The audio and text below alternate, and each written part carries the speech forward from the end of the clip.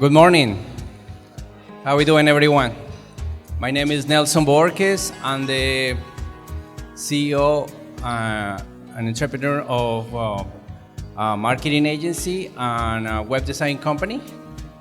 I'm here to present one of the speakers. Her name is Claudia Romo Edelman, social entrepreneur, global activist, inspirational speaker, committed to advocacy, equity, and Latino representation worldwide.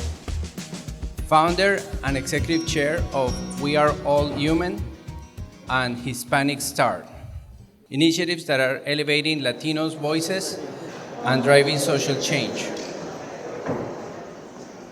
Former executive of United Nations and UNICEF, and central role of launching the Sustainability Development Goal, SDG Lions, and RED. Author on international keynote speaker with engagement on major global institutions and corporations. Host of a Latina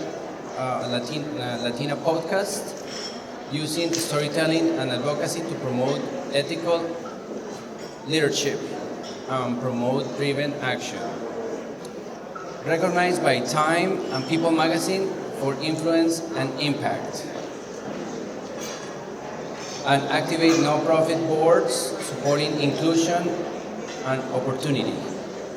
Professional work reaches policy, culture, and community to inspire collective responsibility and long-term progress.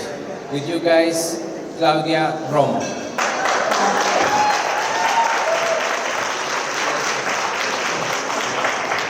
Well, thank you so much, Ella. Awards! Give it to everybody here. We're here. Look at the incredible weather. I got to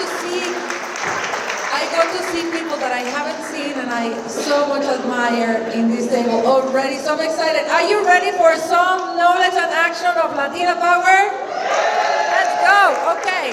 So they invited me today to moderate a panel, and I will actually make sure that everybody pays attention. This is going to be short, sweet, fast, and furious, but I will be clueless with people that are talking. So I'm gonna start because we have incredible, yes?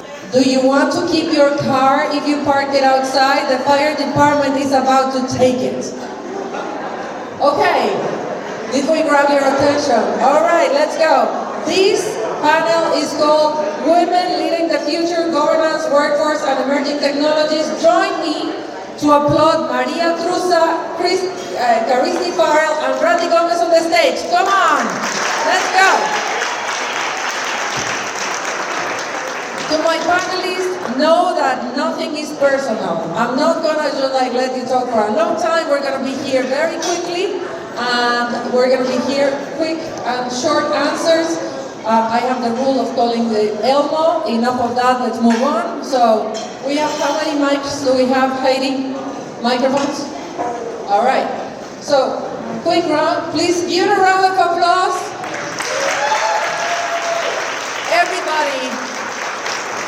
Everybody's talking about artificial intelligence. We will get to this point again, short and sweet answers. I'm going to start by introducing yourselves. Please, go ahead. I am Maria Trusa, the CEO of Formé Medical Center in Urgent Care. It's a medical center dedicated to the immigrant community for 11 years. And I also own a women intimacy and wellness center, one in the city and one in Stanford. And I do Project Light, which is for leaders connecting to themselves. And that's who I am. Amazing. Buenos dias. My name is Randy Gomez. I am the Director of Corporate and Community Relations at Berkeley College. I also manage our MBA program and the founder of Sparks Labs, which is an automation organization. We do AI automation for businesses and also AI education. Thank you so much for having me, and thank you, Helen, for the invitation. Hi everyone, my name is Chastity Farrell. I'm Assistant Vice President at Hudson County Community College for Continuing Ed and Workforce Development. I also lead the annual Girls in Technology Symposium, which is coming up this March 26th, inspiring young women to pursue careers in STEM and education. Happy to be here. Great. Okay, so I want to have a raise of hands. I want to know who of you do you think that we are Latinas, are in the place of power that they should be? Raise your hand if you think that we already made it to the powerful positions where we should be. Raise your hand if you think that Latinas should be in a position of power and are here. Okay, raise your hand if you think that we have influence as Latinas. Okay, this panel will explore leadership, power, and influence, and how AI is going to go and get us there. Are we ready? Okay, I'm going to ask the intervention of the public. So at any given time you raise your hand, I might actually come to the audience and ask you. The first question that I have is for my Honorable Maria Trusa. How must leadership evolve in a world shaped by AI and rapid change? And again, the answer should be sharp and sweet and straightforward so that Latinas can learn from you. You need to be open-minded. If you are closed-minded and believe that AI is not for you, that is not the way that you're going to get to where you want to get. AI is the way, and it's here to stay. And if you're not open-minded and you want to fight it, you're fighting against the impossible dream. Okay, hold it there. I want to see, okay, on the back, my lady with the pink, the woman that got the award. You? Exactly. Thank you. Perfect. Raise your hand on this side of the room if you use AI for your work in daily basis. What about this side of the room? No? We don't use artificial intelligence for leadership? Okay. How many of you think that AI is positive for the work that you're doing, that is helping you? Anyone that wants to raise your hand to think that AI is going to come and take our jobs? Okay, so this is a group of optimists. Let's go. All right, I'm going to ask you, Randy, is AI a threat or a competitive advantage for small businesses? We're here, hosted by the incredible Haiti. Give it to Haiti again. You know, like she's doing all this effort. So it's hard to know that we're late. We're going to compensate like you for 5 minutes before. Tell us what you think. Yeah, absolutely. I actually think it's both, right? As I said, at Sparks we do AI education. Berkeley has an amazing, workshop for AI as well. And I believe that AI is the equalizer. It really is going to give businesses a competitive advantage. For decades, corporations and enterprises had access to systems, automation, things that we would not be able to do as entrepreneurs. Today, we are equal with them. We can literally build the same technology that they have access to with zero code and a much smaller budget. So for me, I feel like AI is the equalizer. And honestly, I feel like Latinas have a competitive advantage when it comes to this technology. Why? Why? Why do we have a competitive advantage on AI? Let me tell you why. All right. Well, first of all, women in general, if you're in the venture capitalist world, women businesses or a business with one female founder performs 63% better than an all-male team. So just by being a woman. Yes. So if you're investing, invest in women, and you will get a better return on investment, okay? And if you're looking for a co-founder, look for a woman. But Latinas, particularly, we are resilient and we are very efficient. We do a lot more with less, okay? So a woman gets, let's say 900,000, that's the average investment a woman business gets. A male business gets 1.6 million, that is the average investment. Huge gap. But we do 63% better with that bit of money. So I feel like we definitely have a competitive advantage. And to allude to what Maria said, you must embrace it. You have to embrace it because it is here, and you as a Latina have the power to transform what it is for our next generation of Latinas. So Randy's saying that Latinas have an advantage, like a competitive advantage on AI, particularly small businesses. Raise your hand if you're a small business so that we can have a sense of small businesses. All right? You're a big business, Marianne. You're like come on. You're like a unicorn. All right. Kirsty, please, tell us about educational institutions. Are we moving fast enough to train people on AI, particularly the people living in this county, Latinas in particular? So there is definitely meaningful progress across higher education, although different institutions are at different stages of readiness. We are seeing that institutions are still growing their guidance and their support for faculty and students, and just trying to really figure out how AI fits into teaching and learning, and also career readiness and decision making in that area. At Hudson County Community College, we have taken a proactive approach. We are really expanding AI literacy across the campus. We have practical tools and guidance through our AI Resource Hub. We have implemented governance through our AI Strategy and Governance Council, and we are really focusing on responsible and ethical use of AI. So yes, there is a lot of momentum across higher ed. Different institutions are implementing at different speeds though. Yeah, so I would love to see more AI education. I think that all of us are learning it by doing it. Anyone here has taken AI education or classes, or are you just like learning by doing? Raise your hand if you went to AI classes. You see? Okay, so it's not all of us. So Maria, Latinos, Latinas, we are in the intermediate positions everywhere. And we are in a really good pace because we're learning to support each other. It is what you said, it's a competitive advantage. I know that if there's someone in one office that is a Latina, I'm probably going to get it done because I'm probably going to be helped by a Latina. So we're in the intermediate positions, but the room told you we're not satisfied with the leadership positions where we are. We need to get to the top. We need more leadership. What are the skills that we need for leadership today that you would think that we need to all be acquiring? What are the leadership skill sets that we need for the future? We need to invest on ourselves. You are the biggest investment. If you're not investing on yourself, that is the key. And we also have to learn to deal with our transgenerational trauma. Because if you don't think that's what's getting in the way of us going to the next level, there is so much work to be done to recognize. And I can tell you that that's what I do.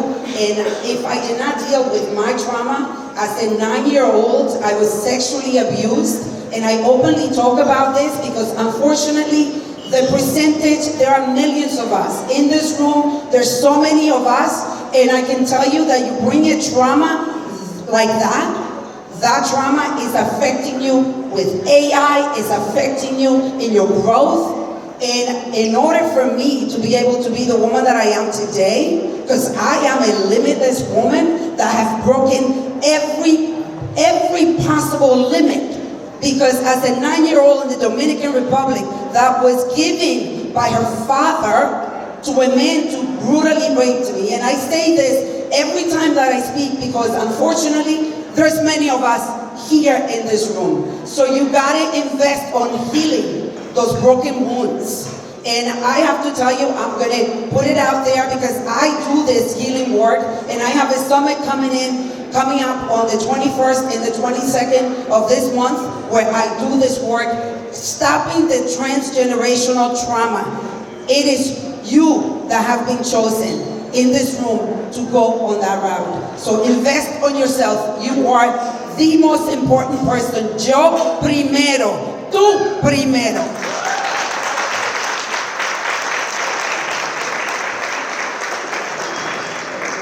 Okay. Thank you for sharing and for being vulnerable. We need to be more vulnerable. We need to know that Latinos, we are the safe space for each other.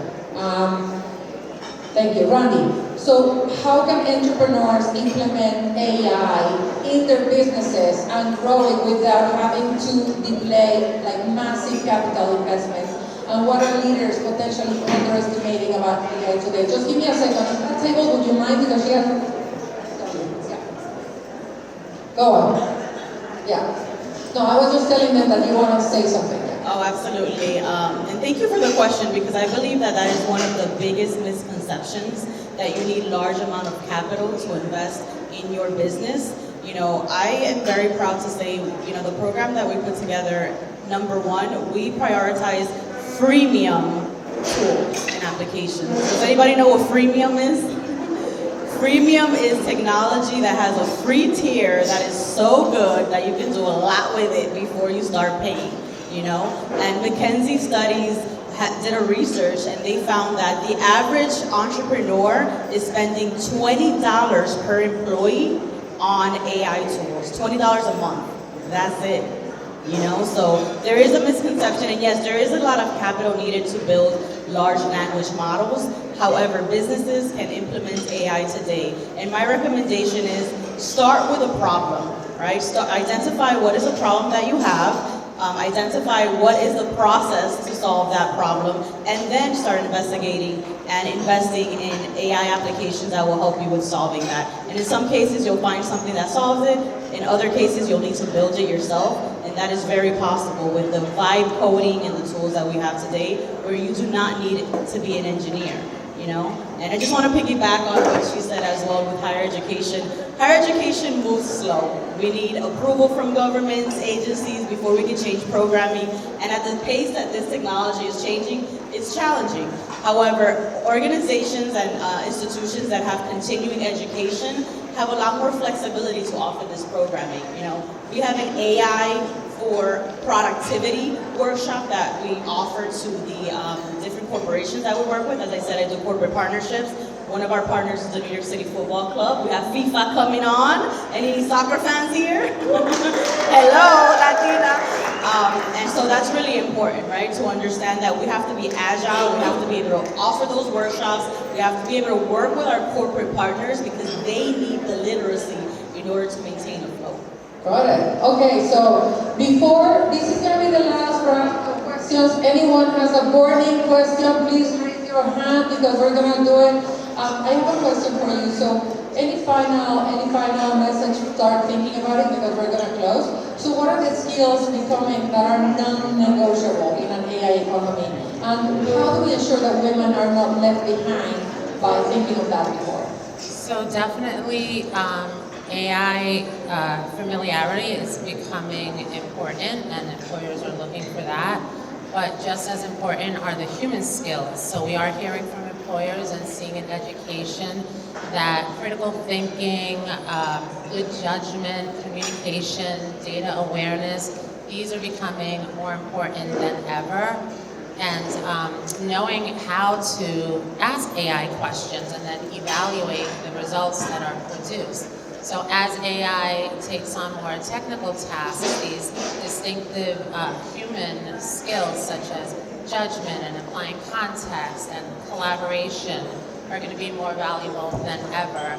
And the people who know how to use AI thoughtfully are going to be the ones that stand apart, as opposed to the ones who just use it quickly. Something that we've been seeing in continuing ed is a strong demand for more of these short-term, quick programs that can be put out, because AI is really changing at such a rapid pace that we want to be able to give our students the opportunity to learn these skills in real time so that they can be competitive. For example, we have an AI certification coming out. We have AI in project management. So I think really staying on top of that is very important. In terms of your second question, women, confidence is a big thing that we really need to develop. A lot of times we see a gap in confidence before we see a gap in skills. So really just providing women with accessible pathways to build comfort and capabilities in that area. And we do this through the short workforce-focused programs so that, we can provide on-ramps for people to upskill in real time. And I'll stop there since I see that we're in a rush. Because I want to make sure, does anybody have a burning question that wants to put to the panel? Otherwise, We're going to finish with a rapid fire. Yes? My question, it's actually a two-part question. First, very quickly, everybody's talking about AI. I'm Dr. Hector Hurry to answer, by the way.